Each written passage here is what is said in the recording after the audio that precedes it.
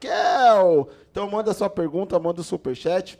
Eu vou iniciar aqui, Raquel, com o final daquele podcast. Eu não assisti aquele primeiro, tá? Porque eu não gosto muito de ficar repetindo. Mas eu lembro daquele finalzinho. E no final você falava o seguinte, que tinha que melhorar. Sim. Você lembra mais ou menos a data? Não vai lembrar. Quase um ano, né? Quase um ano já, né? É, você lembra da data? É, Tem aí? Acho que faz uns 8 meses. Tem aí, Deus vai buscar. Melhorou o quê, Raquel? De 8 meses pra cá? Piorou. Eu tô dando risada, mas é desesperador. Eu lembro que você falou das condições de trabalho de um delegado, você falou da faixa salarial. Uma coisa que ficou muito gravada na minha cabeça, e toda vez que eu vou discutir com alguém, assim, de uma forma sadia mesmo, não discussão de briga, eu falo do exemplo que você falou lá, que tem estados que pagam 3 vezes mais do que o estado de São Paulo. 11 meses, olha, 11 quase meses? 12, tá vendo? Quase um ano. Então, é bem triste, porque a gente percebe que agora o que assumiu o plantonista atual do governo, ele só está preocupado em fazer campanha através de mentiras, através de divulgação de falsos feitos, porque ele não está realmente melhorando. E aí, a população está sofrendo na pele. Hoje, por exemplo, a região de Santa Efigênia, a região do centro ali de São Paulo, né, Guaianazes, comércio todo fechado, porque tem usuários criminosos saqueando o comércio, amedrontando, tocando terror. Eles simplesmente varreram a galera lá da Cracolândia que estava na Praça Princesa Isabel, jogaram e pulverizaram ali na região do entorno do centro. Tem ruas que estão intransitáveis, população com medo, ninguém mais anda na rua tranquilo. Depois eles estão se direcionando para outros bairros, ou seja, são soluções que não solucionam. Agravam o problema, pioram o problema. Então, quando a gente percebe que antes, quem estava dentro da segurança pública, como policial, percebia a incompetência, a ineficácia, a irresponsabilidade, hoje a população tem a todo instante isso estampado nas ruas de São Paulo. E não é só aqui a cidade de São Paulo. Antes eram localizações mais afastadas do centro. Paulista é um dos lugares mais perigosos para você andar com o celular, falando ao celular. Avenida Paulista. A gente vê centros, o interior de São Paulo, que antes eram famosos, né, pela tranquilidade. Shopping centers no interior de São Paulo são também invadidos por criminosos que entram com armamento bélico ali. Então é uma situação em que só piorou. O governo de São Paulo está cada vez pior na gestão da segurança pública. Tô falando de segurança pública, sem falar na saúde, sem falar na educação, sem falar em outras esferas, né? Economia.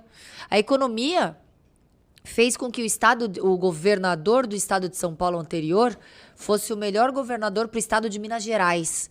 Muitas indústrias, muitas empresas, de acordo com a tributação alta, saíram daqui do estado de São Paulo e foram para outros estados. Não aguentaram a carga tributária. E a contraprestação é o serviço social, que é a saúde, segurança, educação, totalmente abandonado. Isso é desesperador. Por quê, Raquel? A gente está falando da mesma coisa há 11 meses, né? Mas isso já... né? Quanto tempo faz que a gente tem esses problemas, por exemplo, da Cracolândia? Eu já trabalhei no centro de São Paulo, né?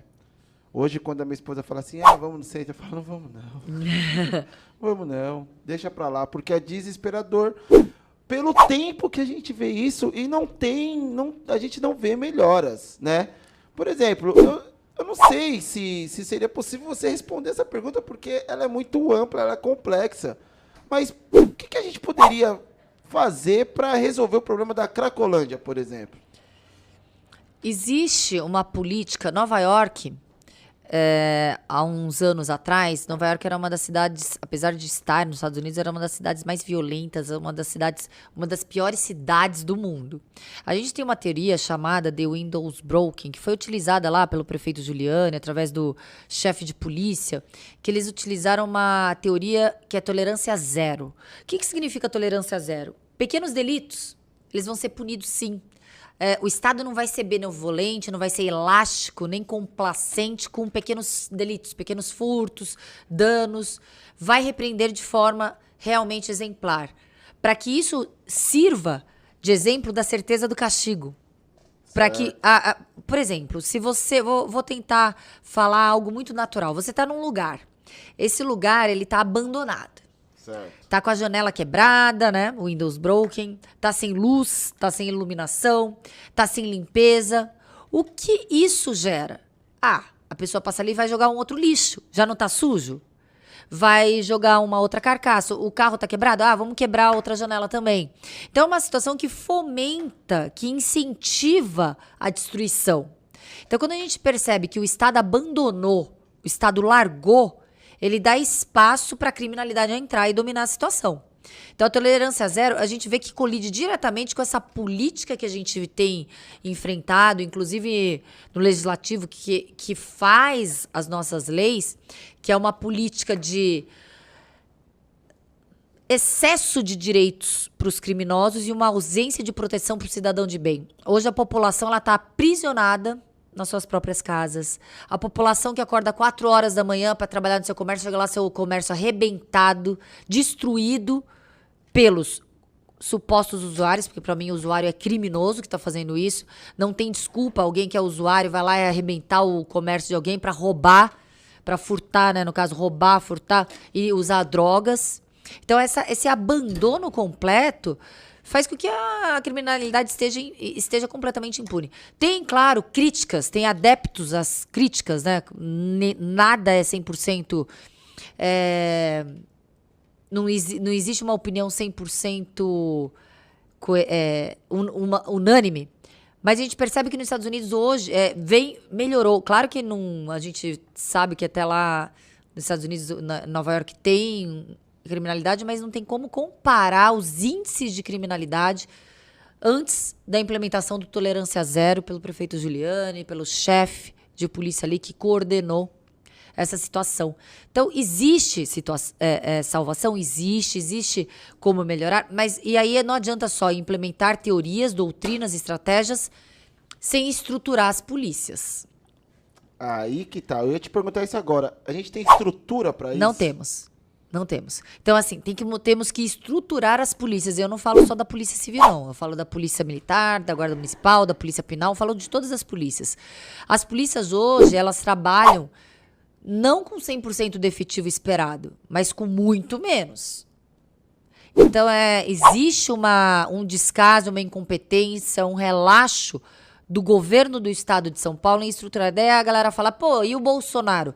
O estado de São Paulo e a segurança pública é responsabilidade do governador, sob pena de interferência ali em poderes, né, do estado. Então, o responsável para a segurança do seu estado é o governador. Então, não tem como terceirizar a culpa de um relaxo, de uma incompetência na segurança de um estado. E a gente está falando do estado mais rico da federação. É o estado que mais arrecada, que mais tributa. O padrão de vida aqui é elevadíssimo. E a gente está com níveis de criminalidade de guerra civil. Meu Deus.